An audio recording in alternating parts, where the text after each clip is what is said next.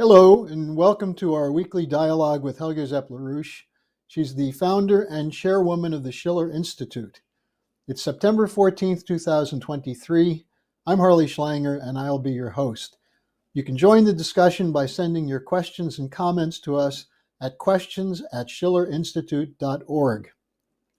Helga, last week when we spoke, you talked about the breathtaking pace of events. I would say, if anything, the pace has quickened since then, since we last spoke. There was the G20 summit, which was a flop for those of the unipolar order who are trying to force the rest of the world to knuckle under to their rules-based order. There's the Eastern Economic Forum in Vladivostok, where Putin made a very interesting speech. And then the Schiller Institute conference on September 9th, which featured a series of presentations by people from many countries at the forefront of shaping events. Let's begin with your assessment of these events. What's your sense of what's happened in the last week? Well, I think we are experiencing right now the very rapid formation of a completely new world economic order, whereby the majority of the nations of the world, the global south, are moving, to get rid of the remnants of colonialism and, actually have very exciting plans for the future.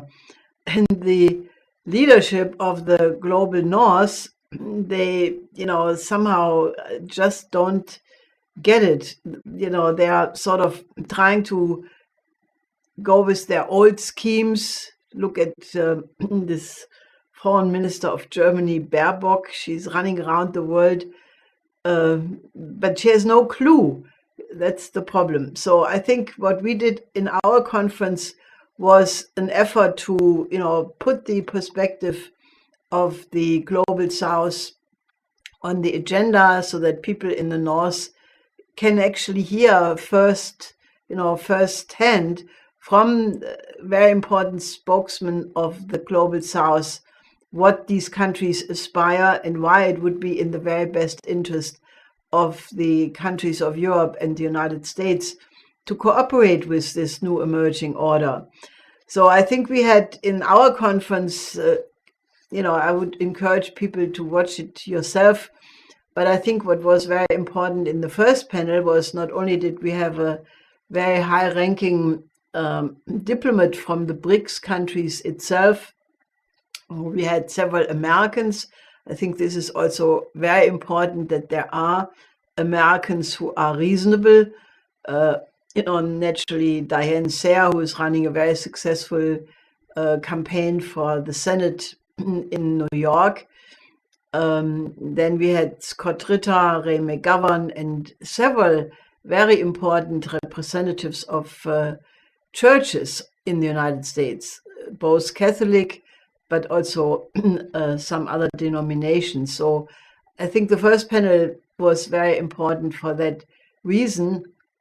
And naturally, the second panel was very, very interesting because you had spokesmen from Latin America, South Africa, India, who would absolutely express very clearly how the majority of the world is looking at the present processes. So please take the time to watch this. Now, the G20, basically established already that the efforts by the global north to, have the usual tactics of, getting the countries of Africa and Latin America and Asia to try to get them to condemn the, quote, Russian unprovoked aggression. Naturally, this did absolutely not function. And, there could be nothing more different than the image and the perception which is being attempted to be created by the Western media about what is going on with Russia, China, even North Korea, and the reality of it. Look at what happens in what happened at this conference in Vladivostok, which is a huge business event. And, the idea that Putin is isolated is completely ridiculous. there were a lot of delegations, large business delegations, and the perspective which was presented by Putin, if people would not be so ideologically biased, they would recognize what a tremendous potential that is. I mean, some people do, but for geopolitical, not so nice reasons.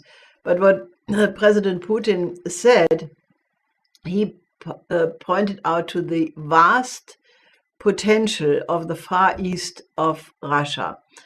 I mean, he basically said that only 30% or so of all the Russian territory is developed from the standpoint of even recognizing where what resources are.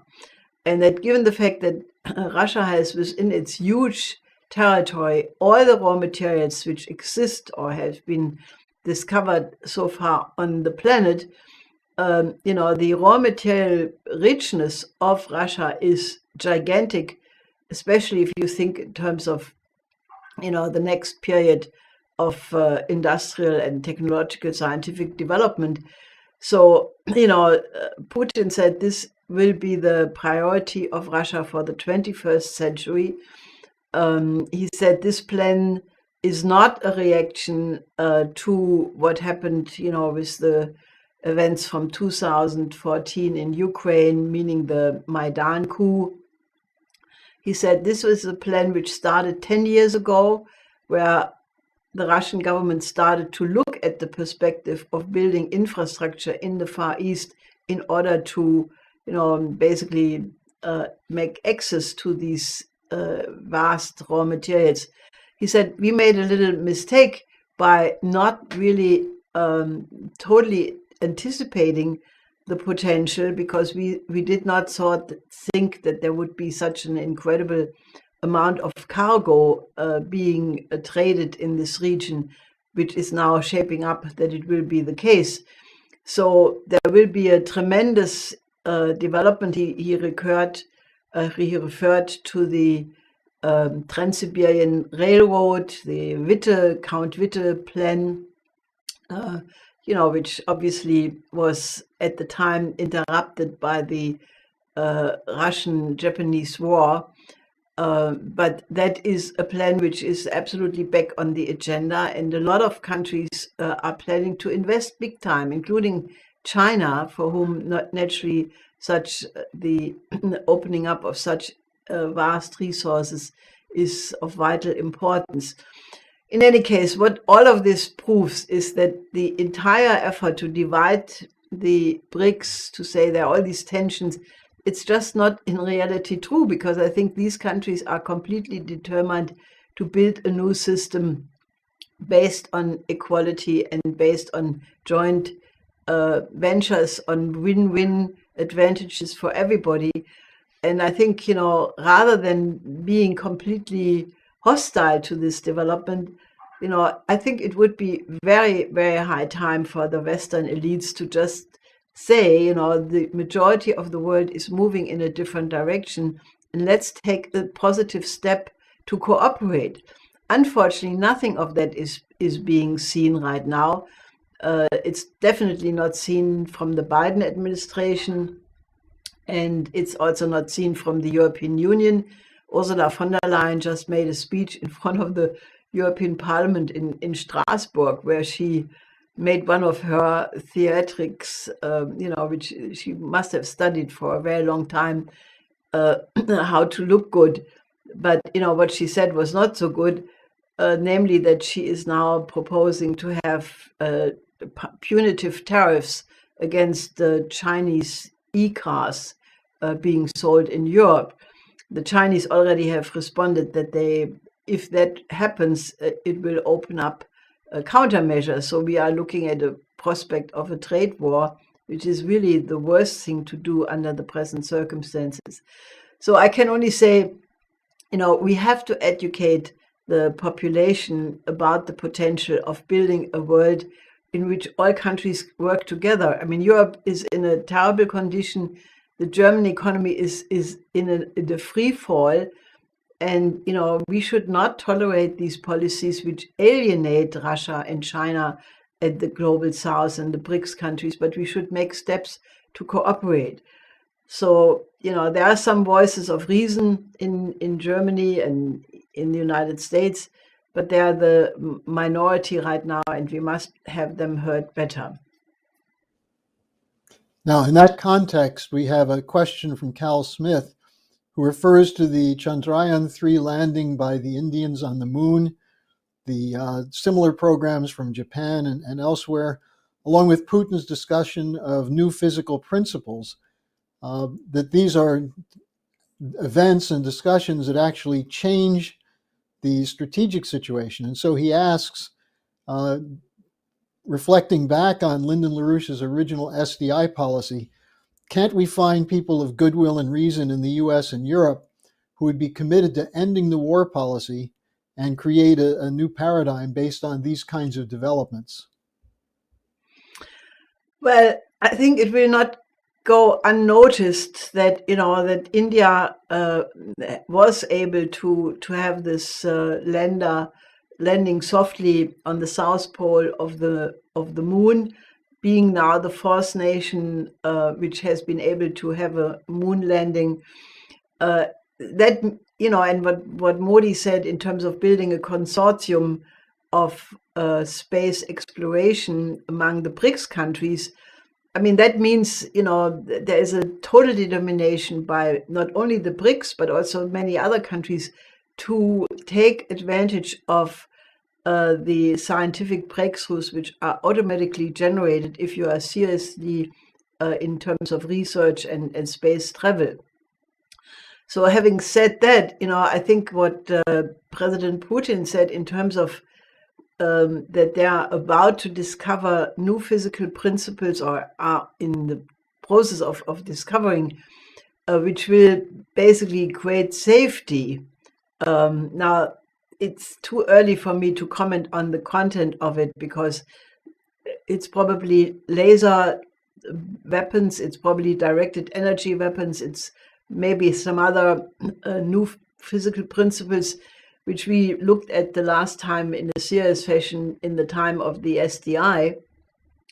But that was the vision of my late husband, when he suggested this and President Reagan picked it up, where Reagan made it official policy to offer to the Soviet Union at the time that the two superpowers would cooperate together to develop such new technologies based on new physical principles in order to make nuclear weapons obsolete and then implement those together and eventually, overcome geopolitical bloc thinking. I mean, that was an incredibly potent and fruitful moment in world history. And obviously, the Russian scientists have been continuously working on that. A byproduct of it was that Putin announced the new missiles, which are not ballistic missiles, but basically are movable at a very high speed, which completely upset the strategic balance in terms of the effort by the United States to build a global missile defense system. So it is very clear you cannot stop technological progress, but you can make it to use to create a safe world. So I'm very interested to find out more about this because, the scourge or the Damocles sword of potential nuclear annihilation, I mean, if that can be overcome through scientific and technological means, this will be probably one of the absolute breakthroughs for humanity. So, we had, when, in the period before the SDI announcement by President Reagan in March 1983, we had conferences in Paris, in Rome, in Bonn, in Washington, and we had discussions with a lot of military top-level people, generals and admirals and others at the time. And there was a very serious discussion about that. So if we can revive that, I think this can indeed, open up a way out of the present deadlocked situation. So I think this is a very optimistic thing. And, I hope to be able to give you more details in the future. Well, you're hearing from Helga Zepp-LaRouche of the Schiller Institute. And Helga, I have three more questions directly related to the aftermath of the BRICS conference. So the first one, there were several people who wrote in about India. One said there's obviously a concerted effort to pull India away from an alliance with Russia and China as a way of undermining the BRICS. And they write, it doesn't seem to be working. But they say, they ask, do you think there'll be more pressure on India, and can it succeed? Well, I think there will be more pressure on India, but I don't think it will succeed. I think what people underestimate is that the Indian government of Prime Minister Modi, you know, I don't want to comment on any criticisms concerning the inner Indian situation, which some people are, critical of. I think that's a matter of the Indians to discuss. But my impression is that the policy of India is indeed non-alignment. I don't think that India is in any way planning to give up their historic positive relation with Russia. I think the Western politicians and media are overstretching the tensions between India and China. I think that the effort to, somehow, like this EMEC, I don't know what it stands for. It's a middle corridor which goes from India all the way through the Middle East and then eventually into Europe. This was touted a lot as being the counteroffensive against the Belt and Road Initiative and against all the Chinese-related corridors in the region. Well, I said immediately, look, don't worry about it, because my idea is how mankind has to develop is along the lines what we presented in 2014 after Xi Jinping had announced China to have the new Silk Road policy. We published at the time the updated version of all of our studies, and we put it out in a big report called The New Silk Road Becomes the World Land Bridge. And that was a comprehensive plan how all the continents will be developed through infrastructure and how all the continents will then be connected through tunnels and bridges, so that soon you can travel with a maglev train from the southern tip of Argentina or Chile all the way up through the Americas, then crossing through the Bering Strait into the Eurasian land bridge, and then going all the way to Gibraltar, and then further on until the tip of South Africa in the Cape of Good Hope, so that you can travel via land, so to speak, all the way, through, except Australia, naturally, but you can travel throughout 4 continents this way. And that integration of infrastructure is what will happen if the world is not being blown up and mankind ends. That's the natural way to go. And I was extremely happy and satisfied when I read what President Putin had said when he was asked in Vladivostok what he thought about this EMEC corridor. He had essentially the same answer by saying, let them build it. It just helps to build up the logistics, and it all will work together. Because if you have transport of cargo, you need a very tightly knit, integrated infrastructure system where you move containers, for example, from ship to train to truck, and all these things work together. So I think that that's the way to look at it. I think any kind of infrastructure building has a positive effect on both the people who are building it and also the people who have the benefit of having this new infrastructure in their environment, because it broadens their view, it brings them up to a higher level. And, I think eventually the World Land Bridge will grow together. And I think therefore, I think there is a futile effort to try to divide and conquer. But I think the new spirit is stronger, and I'm quite confident that will prevail. Now, Helga, actually, I was just going to say you can see Helga's keynote to the September 9th convention, which is posted now on the schillerinstitute.com, as well as several other presentations, and we hope to get them all posted in the next couple of days.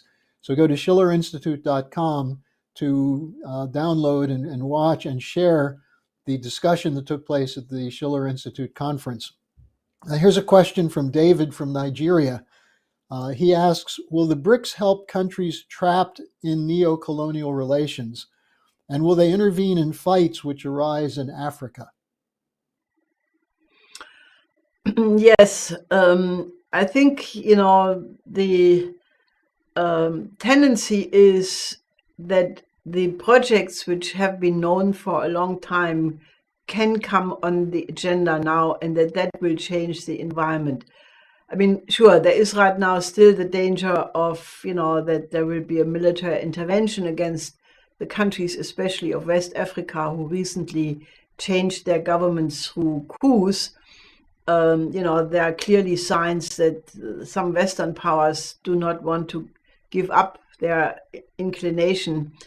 But, I think the momentum on the other side coming from the interest of China, Russia, India, and even Japan to contribute, and hopefully the Europeans. I mean, we are working hard to convince them that they should also have an attitude of investing in Africa.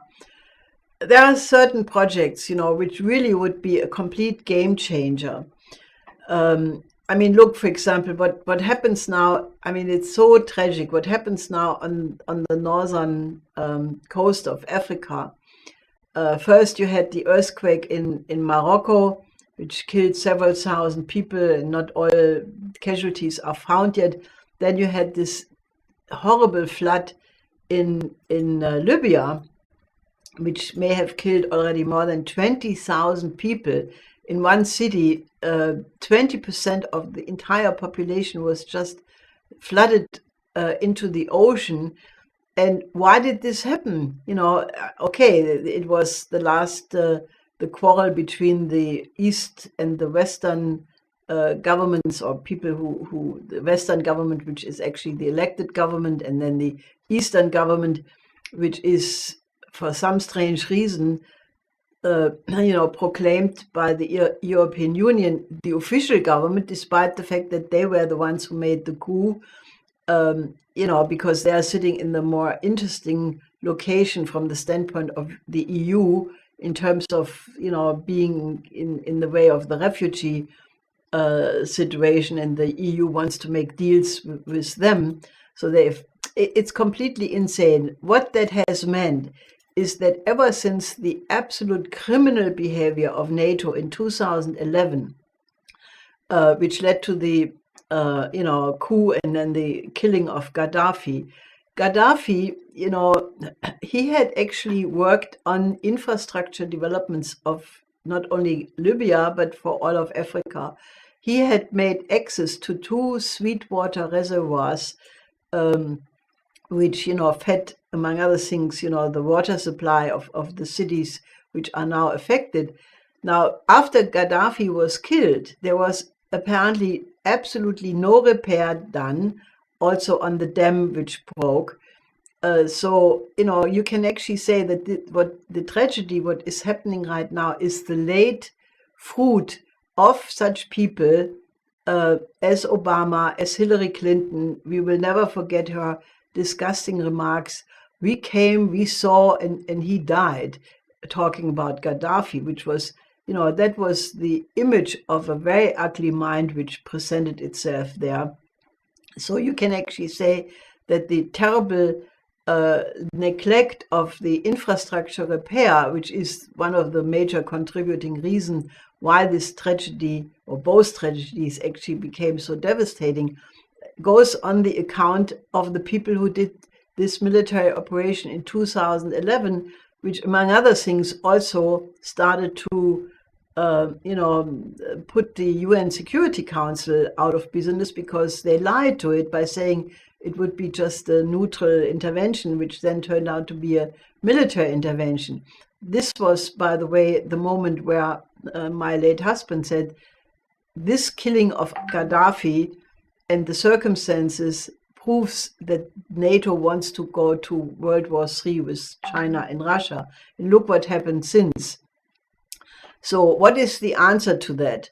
The answer to that is to, put some of the major infrastructure projects in Africa on the agenda and rally around that. One is what President Ramaphosa had said at the financial summit in Paris a couple of weeks ago, where, when Macron had made a big speech, President Ramaphosa said, I don't want to hear this.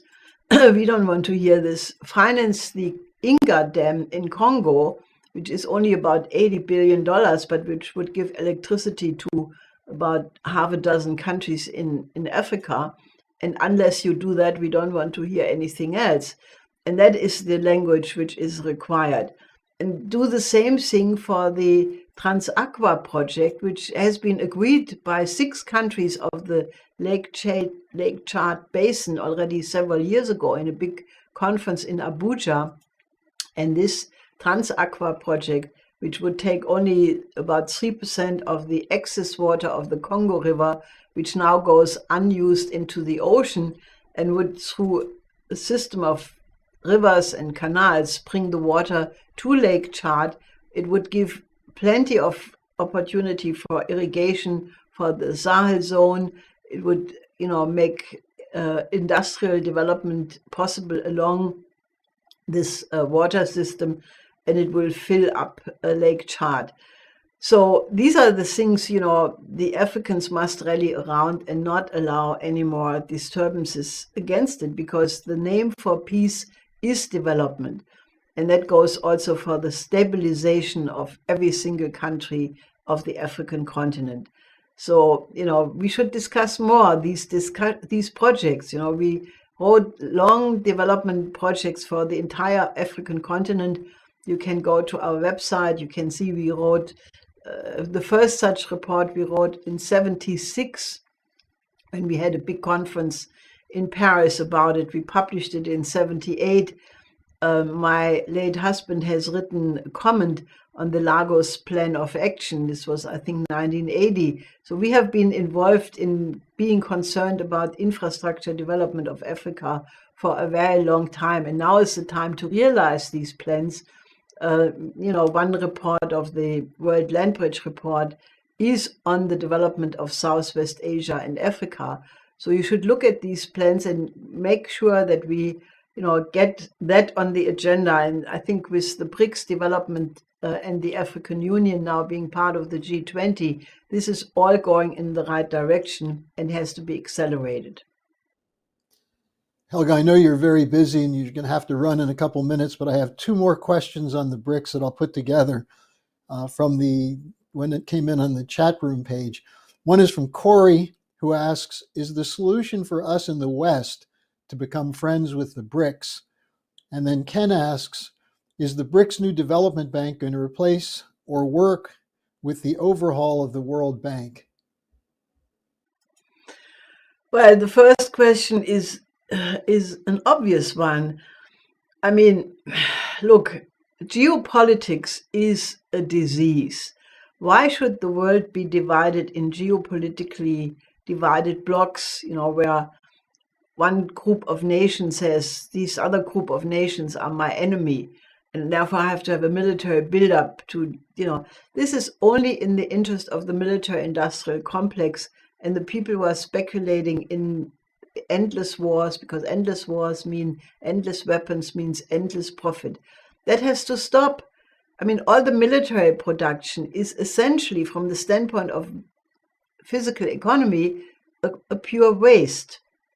So I think we have reached a point where if we continue on this question of, military conflict, or, have wars as conflict solution, we will blow ourselves up, and that would be not so smart. If we are the intelligent, creative species on the planet, the only one which is known in the universe so far, should we not be able to govern ourselves in a way, where a brotherly or sisterly or whatever collaboration among nations is possible?